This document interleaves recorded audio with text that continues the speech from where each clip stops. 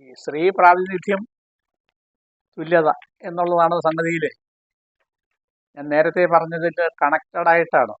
ഈ ഈ ബ്രാഹ്മണ മേധാവിത്വം, സ്ത്രീകളെ അടിച്ചമർത്തുന്ന സംവിധാനമാണ് അവരുടെ കയ്യിലുണ്ടായിരുന്നത്, പ്രയോഗിച്ചതെന്നർത്ഥം. ന സ്ത്രീ സ്വാതന്ത്ര്യം അർഹതി എന്ന് അവരാദ്യമേ അങ്ങോട്ട് പഠിപ്പിച്ചു വെച്ചിട്ടുണ്ട്. അത് അവർക്കും മറ്റ് ജാതിക്കാർക്കും എല്ലാം അത് അവരൊക്കെ എല്ലാം ഇതാണ്, അവരുടെ ഇടയ്ക്കൊക്കെ ഇത് ഒരേപോലെയാണ് ആ നിയമം എന്ന് അവരങ്ങ് പറഞ്ഞു പഠിപ്പിച്ചു വെച്ചിരിക്കുക. സ്ത്രീകൾക്ക് തുല്യത പാടില്ല എന്ന് അത് അവരങ്ങോട്ട് കാണിച്ചും കൊടുത്തു. അവർ കാണിച്ചു കൊടുക്കലെന്ന് വെച്ചാൽ അവരുടെ ഇതിൽ ബ്രാഹ്മണരിൽ 5, 6, 7, 8 പുരുഷന്മാരും ഉണ്ടെങ്കിൽ മൂത്ത ആൾ മാത്രമേ കല്യാണം കഴിക്കുന്നു, ബാക്കിയുള്ളവർക്കൊക്കെ സംബന്ധമാണ്. 12 സഹോദരങ്ങളുണ്ട്, ആണുങ്ങളുണ്ടെങ്കിലും അവരുടെ വസ്തു ഒന്നും ഭൂമി വീതം വെച്ച് പോകില്ല. അവരുടെ അനിയന്മാർക്കൊക്കെ ഉണ്ടാകുന്ന കുട്ടികൾക്കോ അവരുടെ ഭാര്യമാർക്കോ 10 പൈസ ചെലവില്ല. അതാണ് അവർ കണ്ട ഒരു സംഗതി. പിന്നെ അതുപോലെ തന്നെ വിദ്യാഭ്യാസം പാടില്ല എന്നും, ഇതെല്ലാം കൊണ്ടുവന്നതിൻ്റെ മുഴുവൻ ഉത്തരവാദിത്വം അവരുടെ കയ്യിൽ. ഏത് ജാതി എടുത്താലും അവരുടെ ഈ മാമൂലുകളെ അനുസരിക്കുന്ന പാർട്ടി ആളുകളിൽ ഭൂരിഭാഗം 90% സ്ത്രീകളാണ്. അത് നായന്മാരാണെങ്കിലും മറ്റ് ജാതിക്കാരാണെങ്കിലും ക്രിസ്ത്യാനിയാണെങ്കിലും മറ്റ് ജാതിക്കാരെല്ലാം നായർ ഈ സ്ത്രീകളാണ് അവരുടെ ഈ നിയമങ്ങളും ഭേദങ്ങളും എല്ലാം തലയിൽ ചുമന്ന് നടക്കുന്നവർ അവരാണ്. അപ്പോൾ അത് അവരുടെ മക്കളിലേക്ക് അതിങ്ങനെ പകർന്നു കൊടുത്തുകൊണ്ടിരിക്കുക. ഒരു പുസ്തകം അച്ഛന്മാർ അതും അത് തന്നെ പകർന്നുകൊണ്ടിരിക്കുക. അപ്പോൾ ഈ പെണ്ണുങ്ങൾക്ക് വിദ്യാഭ്യാസം പാടില്ല, തുല്യത പാടില്ല, ഇതൊന്നും പാടില്ല എന്നുള്ളൊരു നിയമമാണ് ഇതേവരെ ഉണ്ടായിരുന്നത്. അതുകൊണ്ട് തന്നെ ഇപ്പൊ നിയമം പാസ്സാക്കിയെടുത്തു, 33% നിയമം പാസ്സാക്കിയെടുത്തെങ്കിൽ പോലും ഇത് നടപ്പിലാക്കാൻ അവർ തയ്യാറാവണില്ല, ആരും തയ്യാറാവണില്ല.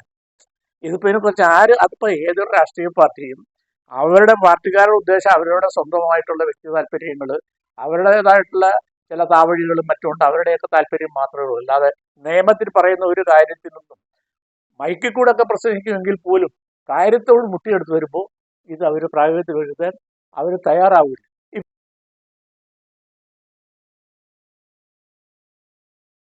ഇപ്പോഴത്തെ ഗവൺമെന്റിന്റെ സമയത്താണ് ഈ വക കാര്യങ്ങളിൽ കൂടുതലും ബുദ്ധിമുട്ടുകൾ ഉണ്ടായി വരുന്നത്. കാരണം അവർ പറഞ്ഞ ജാതിയില്ല, മതമില്ല, ഒന്നുമില്ല, എല്ലാം ഒന്നാണ്. കമ്മ്യൂണിസ്റ്റുകാർക്ക് ജാതിയും മതവും ഒന്നുമില്ല എന്നാണ് പറയുന്നത്, എല്ലാവരും തുല്യരാണ്. പക്ഷെ കാര്യത്തോട് മുട്ടിയെടുത്ത് വരുന്ന സമയങ്ങളിൽ അതെല്ലാം ഉള്ളാലെ ആ കാര്യങ്ങളൊക്കെ നടന്നു പോകുന്നുണ്ട് എന്നുള്ളത് നമ്മൾ സൂക്ഷ്മ നിരീക്ഷണം നടത്തിയാൽ നമുക്ക് മനസ്സിലാവുക. അങ്ങനെ അവർക്കൊരു ആത്മാർത്ഥത പട്ടികജാതിക്കാരുടെ കയ്യിലുണ്ടായിരുന്നു. പട്ടികജാതിക്കാർക്കിൻ്റെ പേരിൽ പണ്ടുണ്ടായിരുന്ന ആളുകൾക്ക്, അംബേദ്കർക്ക് ഉണ്ടായിരുന്ന ആ മനസാക്ഷി ഈ പറയുന്ന ഈ ആളുകൾക്ക്, കോൺഗ്രസ്സുകാർക്കും ഇല്ല. അതാണല്ലോ യഥാർത്ഥത്തിൽ അംബേദ്കർ ഉദ്ദേശിച്ച കാര്യങ്ങൾ മുഴുവൻ നടപ്പിലാക്കാതെ പോയത് ഗാന്ധി നഖശികാന്തം അംബേദ്കറെ എതിർത്തതുകൊണ്ടാണ്. അംബേദ്കറുടെ ആശയങ്ങളെ ഗാന്ധി നഖശികാന്തം എതിർക്കാതിരുന്നുവെങ്കിൽ അംബേദ്കർ ഉദ്ദേശിച്ച കാര്യങ്ങൾ ഒരു ഭാഗത്തോടെ നടപ്പിലാകുമായിരുന്നു. അത് ഗാന്ധി മാത്രമല്ല, കോൺഗ്രസ്സുകാർ മുഴുവനും അംബേദ്കറെ എതിർപ്പായിരുന്നു. അവർക്ക് ഒരു നിവൃത്തിയില്ലാതെ വന്നപ്പോഴാണ് അംബേദ്കർ കോൺസ്റ്റിറ്റ്യൂന്റ് അസംബ്ലിയിൽ അംബേദ്കർക്ക് ഭരണഘടനാ ചെയർമാനായിട്ട് സ്ഥാനം കൊടുക്കാനുള്ള കാരണം തന്നെ വന്നു. അവസാനം അദ്ദേഹത്തിന് ഒരു ഭാരതരത്നം കൊടുക്കാൻ പോലും അന്ന് ഭരിച്ച പ്രബലമായ കോൺഗ്രസ് പാർട്ടി തയ്യാറായില്ല. അവർ നന്ദികേടല്ലേ കാണിച്ചത്. എന്നിട്ട് VP സിംഗിന്റെ മന്ത്രിസഭ വേണ്ടി വന്നു അംബേദ്കർക്ക് ഭാരതരത്നം അവാർഡ് കൊടുക്കാൻ. അയ്യങ്കാളിക്ക് അയ്യങ്കാളിക്ക് യഥാർത്ഥത്തിൽ ആത്മാർത്ഥതയുള്ള ഭരണകർത്താക്കളായിരുന്നുവെങ്കിൽ അയ്യങ്കാളിക്ക് ഇന്ന് കിട്ടേണ്ടതായിട്ടുള്ളതായ വളരെ ഇമ്പോർട്ടൻസ് വളരെ കൂടുതൽ കിട്ടേണ്ടതാണ്. നമുക്കറിയാം, അമേരിക്കയിൽ നോക്കിയാൽ, തെക്കേ ആഫ്രിക്കയിൽ നോക്കിയാൽ അവിടെ ഉണ്ടായിരുന്ന ആളുകൾക്കൊക്കെ ഇത്തരത്തിൽ വലിയ ഉന്നതമായ സ്ഥാനങ്ങൾ കൽപ്പിച്ചു കൊടുത്തപ്പോൾ കേരളത്തിൽ ഏറ്റവും ആദ്യത്തെ ഈ വിഭാഗത്തിൽ അദ്ദേഹത്തിൻ്റെ അധസ്ഥിത വിഭാഗങ്ങൾക്ക് മാത്രമല്ല മറ്റുള്ളവർക്ക് പോലും അദ്ദേഹത്തിൻ്റെ പ്രവർത്തനം മാതൃകയായിരുന്നു അയ്യങ്കാളിയുടെ പ്രവർത്തനങ്ങൾ. ആ കണക്കിന് അദ്ദേഹം മാത്രമല്ല, അദ്ദേഹം ഒരു രാജ്യദ്രോഹിയായിട്ട് പറയാനില്ല, ദേശദ്രോഹിയായിട്ട് പറയാനില്ല, അദ്ദേഹം ഒരു സമുദായക്കാരെയോ ഒരു രാഷ്ട്രീയക്കാരെയോ ദ്രോഹിച്ചതായിട്ടില്ല. അദ്ദേഹത്തിൻ്റെ സ്വന്തം ആളുകളെ, സ്വന്തത്തിൽപ്പെടുന്ന ആളുകളെ, പാവപ്പെട്ട ആളുകളെ, അതും പാവപ്പെട്ട ആളുകൾ കോമൺ ആയിട്ടാണ് അദ്ദേഹം ഉദ്ദേശിച്ചത്. അദ്ദേഹം പാവപ്പെട്ടവർ കോമൺ ആയിട്ടാണ് അദ്ദേഹം ഉദ്ദേശിച്ചത്. അവരുടെ ഉദ്ധാരണം മാത്രമാണ് അദ്ദേഹം അന്ന് മനസ്സിൽ കണ്ടത്. അപ്പോൾ നീതിമാന്മാരായിട്ടുള്ള ആളുകളാണ് രാജ്യം ഭരിച്ചിരുന്നത് എങ്കിൽ തീർച്ചയായിട്ടും അദ്ദേഹത്തിന് അർഹമായ ഒരു സ്ഥാനം അത് കൊടുക്കുമായിരുന്നു. ഇപ്പോൾ അവിടെ തിരുവനന്തപുരത്ത് അയ്യങ്കാളി പ്രതിമ അവിടെ വെച്ചതുകൊണ്ട് മാത്രം കാര്യമില്ല. അതുകൊണ്ട് മാത്രം എന്തെല്ലാം കാര്യങ്ങൾ അയ്യങ്കാളിയുടെ പേരിൽ പറഞ്ഞ കാര്യങ്ങൾ പലതും നടത്താറില്ല, നടക്കുന്നുമില്ല. പാലക്കാട് മെഡിക്കൽ കോളേജിൽ തന്നെ അത് അത് ആകെ താറുമാറായിട്ട് നടക്കുന്നത്. അവിടെ പഠിക്കുന്ന പിള്ളേർക്ക് സ്റ്റൈപ്പൻഡ് കിട്ടും.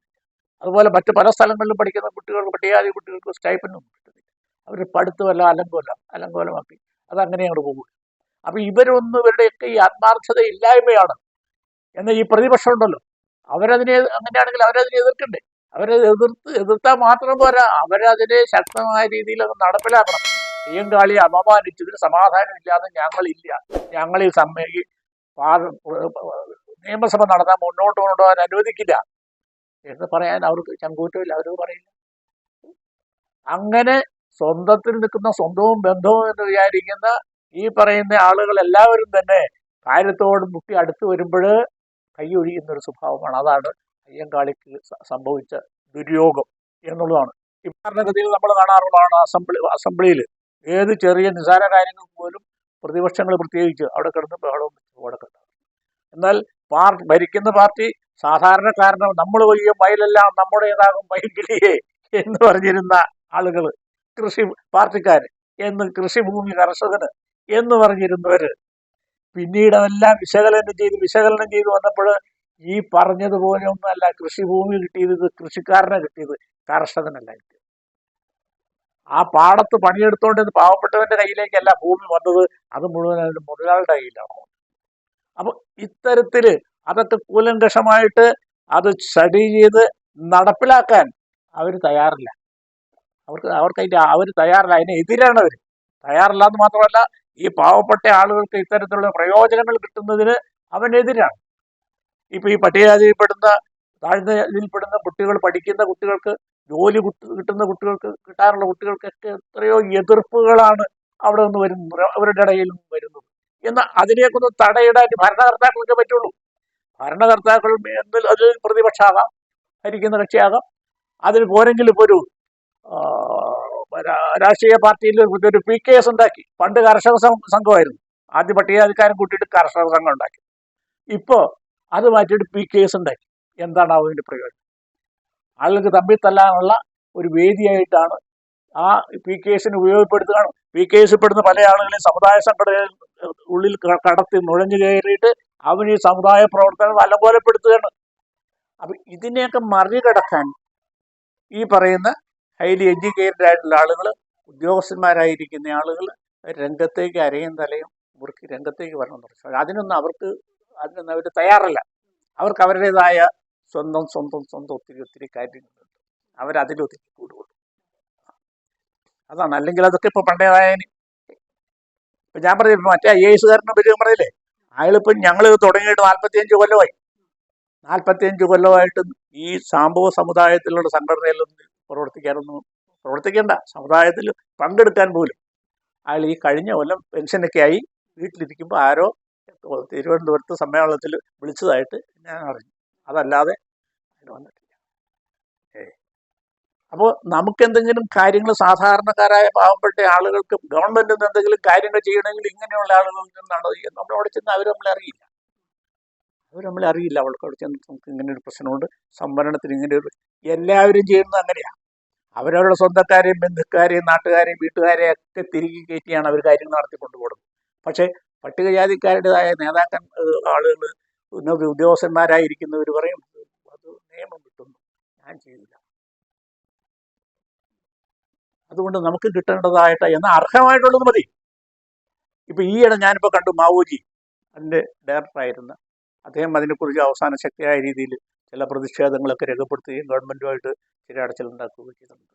അദ്ദേഹം ഇപ്പോൾ ആക്റ്റീവായിട്ട് വന്നതായിട്ട് കാണുന്നുണ്ട്. ഇപ്പോൾ ഈ സംവരണം ഉള്ളത് കൊടുക്കുന്നില്ല, പിന്നെ സാമ്പത്തിക സംവരണം എന്നും പറഞ്ഞിട്ട് പറഞ്ഞാൽ അങ്ങോട്ട് അങ്ങനെ ആ രീതിയിൽ കൊടുത്തിരിക്കുന്നു.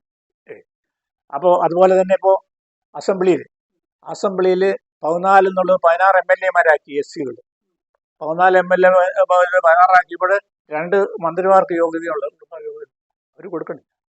ഇതേവരെ കൊടുത്തിട്ടില്ല. അല്ല അത് അത് ഇല്ല എന്നുള്ള കാര്യം സ്പഷ്ടമാണ്. ഏ അത് ചുരുക്കം ചില പി കെ രാഘവന്റെ ഇതൊക്കെ സംസാരിക്കാനെങ്കിലും സാധിക്കുമായിരുന്നു എന്നതല്ലാതെ കാര്യങ്ങൾ ചെയ്യാൻ സാധിക്കില്ല. എന്നാലും നമുക്കൊരാശ്വാസം രണ്ടുപേരുണ്ടല്ലോ സംവരണത്തിന്റെ പേരിലാണ്. പക്ഷെ അത്തരത്തിലൊക്കെ കഴിയുന്നത്ര എവിടെയൊക്കെ സംവരണത്തിന് തടയിടാവോ അവിടെയെല്ലാം തടയിട്ടാ പോരുന്നത്. ഇപ്പൊ പിന്നെ ഈ പൊതുവിലൊരു കാഴ്ചപ്പാട് പറഞ്ഞു വരുന്നത് സംവരണം കൊണ്ട് ആളുകളൊക്കെ ഉയർന്നു വലുതായി പോയിട്ടുണ്ട്, അതുകൊണ്ട് ഇനി സംവരണം മതി, ഇനി അവർക്കുള്ള സംവരണം മതി, ഇനി മറ്റ് ജനങ്ങൾക്ക് സംവരണം കൊടുക്കണം. അതാണ് ഇപ്പോൾ അതിങ്ങനെ പറഞ്ഞൊരു ട്രെൻഡ് ഉണ്ടാക്കി വരികയാണ്. പറഞ്ഞിങ്ങനെ ട്രെൻഡ് ഉണ്ടാക്കിയാണ്. കാരണം അതിന് അവർക്കൊരു അവർക്ക് ഒരു നല്ല ഇതാണ് അവരുടെ സെറ്റിലാണ് അവരുടെ അവരുടെ ഓർഗനൈസേഷൻ. എനിക്കറിയാം ഒരു ജോലിയും കിട്ടാത്ത അനേകം വീടുകൾ കാരണം ഞാൻ ഈ എറണാകുളം ജില്ലയിലുള്ള പ്രത്യേകിച്ച് സാമ്പവരുടെ എല്ലാ വീടുകളിലും കയറി ഇറങ്ങി നടന്നിട്ടുള്ള ആളാണ്. അപ്പൊ എനിക്ക് അവരെ കുറിച്ചൊക്കെ വ്യക്തമായിട്ട് അപ്പൊ ഇതിപ്പോ ആരോട് ഒരലും മദ്ദളത്തോട് സങ്കടം പറയുന്നു എന്ന് പോലത്തെ കാര്യം നമ്മൾ ഗവൺമെന്റിനോട് പറയാൻ ചെന്നാൽ അവർക്കൊന്നും കേൾക്കാൻ നേരമില്ല. അവർക്ക് ഇതൊന്നും കേൾക്കാൻ നേരമില്ല. പറഞ്ഞു ഇവരിവിടെ ചെയ്യാനുള്ള കാര്യം ചെയ്തു കഴിഞ്ഞല്ലോ.